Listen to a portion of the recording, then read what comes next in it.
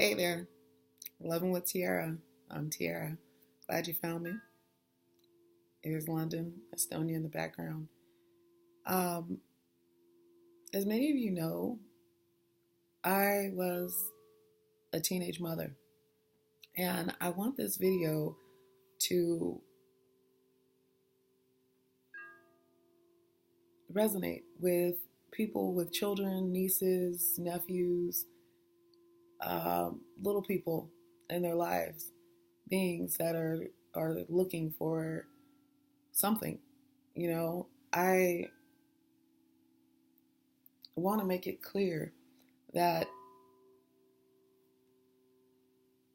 though I had a grandmother who loved and cherished us in her own way, but she invested a lot of time and energy and in establishing values and goals and whatnot into us the best that she knew how. I don't carry a lot of those in my adult life that she instilled. Some of them I do. I kept the ones I like and disposed of the ones that I don't. But with that being said, children, especially in the teenage years, are so lost at times, and a lot of that comes from us. A lot of that comes from us as parents having busy lives and thinking that we're doing the best. And sometimes those children are looking for things. They are can be looking for love or friendship or companionship or acceptance. Uh, People say, well, or a father figure. It's like, I wasn't looking for a father figure, though I was orphaned. My father definitely was involved. He babysat us and whatnot for my grandmother's conventions and things that she went on for church. And he came by, if not daily, a couple times a week. So with all that being said, I wasn't looking for him in that way, I guess. But that's my own truth. Everybody is looking for something different. Some children are looking for a father, but I hate when it all gets kind of linked in there that everybody's looking for a father figure when they get pregnant as a teen. That is not always the case. Everybody is unique and different, and their needs are different. Definitely not looking for a dad. My dad and I have been pretty close, even though he didn't raise me. So, what else did I want to say? I just want to say, grab those beings near you, those nieces, nephews. And this is not about male or female children. This is about the males that create those children as well. Are they looking for bro status or the man status, or the more I sleep with, the better my masculinity, or the higher I am on this level? Talk to your kids. Like, what are they going through at dinner, alone in the car? Are they sexually active? If they are, talk to them. Talk to them and ensure that they are getting what they need, that they understand the value of their body, that they know that even if they're males, their body is special, that you help them to create this wonderful vessel that we live in daily, that all the ladies or gents love, you know? Or maybe they don't love it, and somebody else is telling them that they do, and they're allowing someone to use, if you will, their body in order to feel better temporarily. And not all teenage love is temporary. I've got friends that are still married to Shara. Hi, baby. I love you. I knew that you guys would still be together. And Brandy, oh my goodness, I told you. I knew it. I knew it. I knew it. Congratulations on the wedding, you guys. So there is teenage love that is genuine. But make sure when it's your child, bring them, talk to them. Um, with 3 children that I've raised in my home, plus others that don't that I didn't birth, that I've inherited, you realize these children need an outlet. Therapy is great. I know that people don't want everybody in their business and all the rest of it. People deserve to have an outlet, someone to talk to. That's not judging. That's safe. That's great. Give them a friend outside that they can talk to. But in the meantime, you talk to them as well. With the children is where I was going with the children. Yeah, they sometimes just want a hug or a place to talk. Sometimes kids are going through things that get compounded and they just know they feel crappy inside.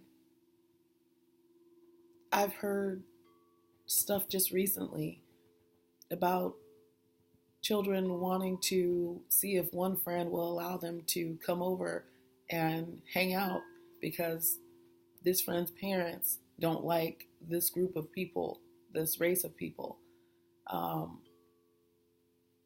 Whoa, is that what our kids are worried about?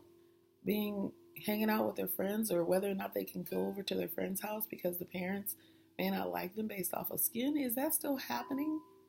What is your child going through? You don't know unless you ask them. And you don't ask them, that little bit of information gets pushed down. Those feelings don't go away. How would you feel? How would you feel? I mean, I personally have someone that I was raised with, like a mother to me,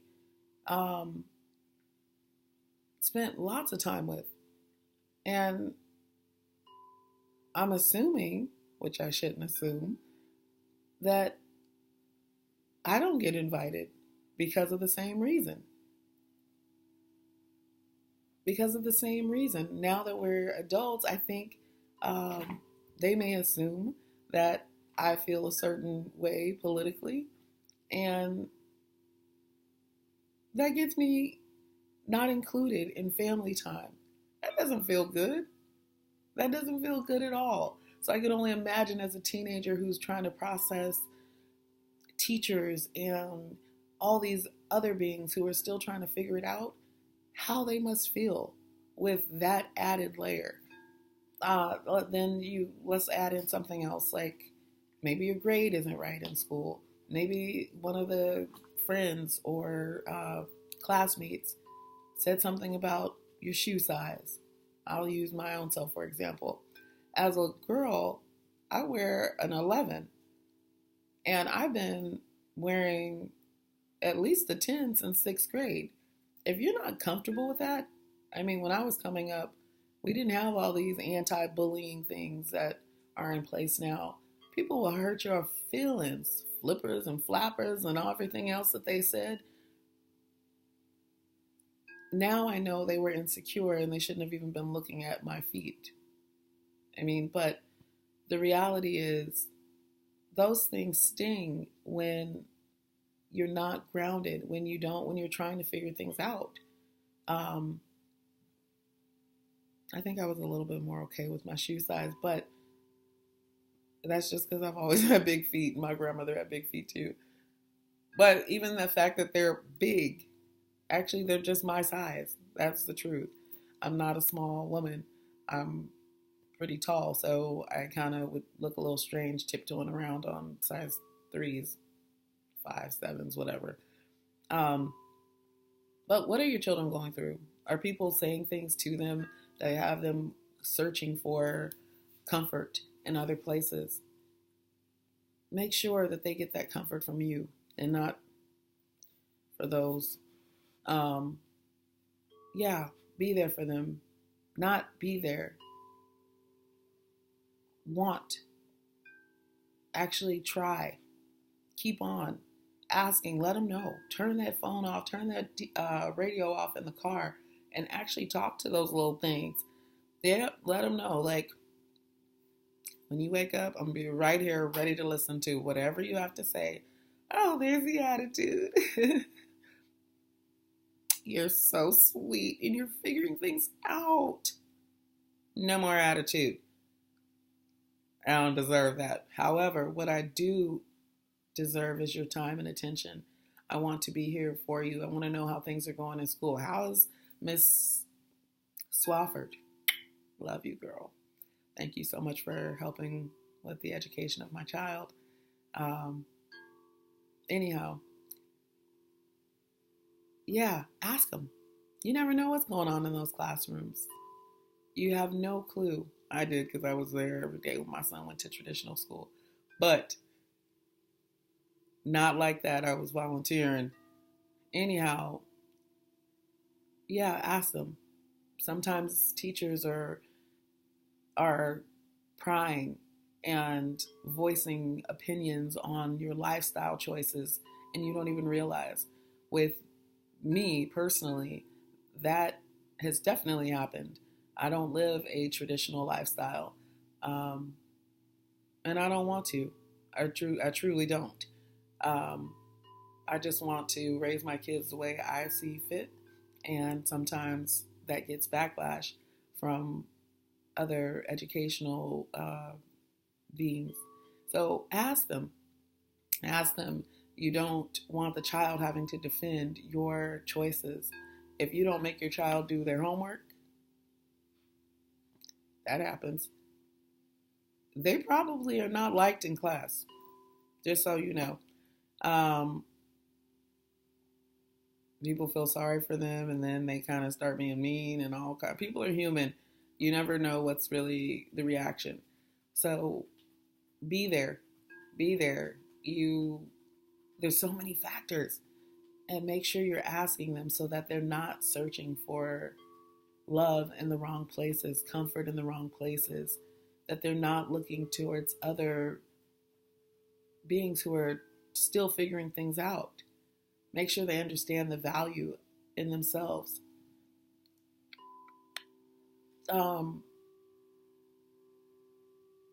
Yeah, I could have done better, that's for sure. I could have done much better. But I did what I knew at the time.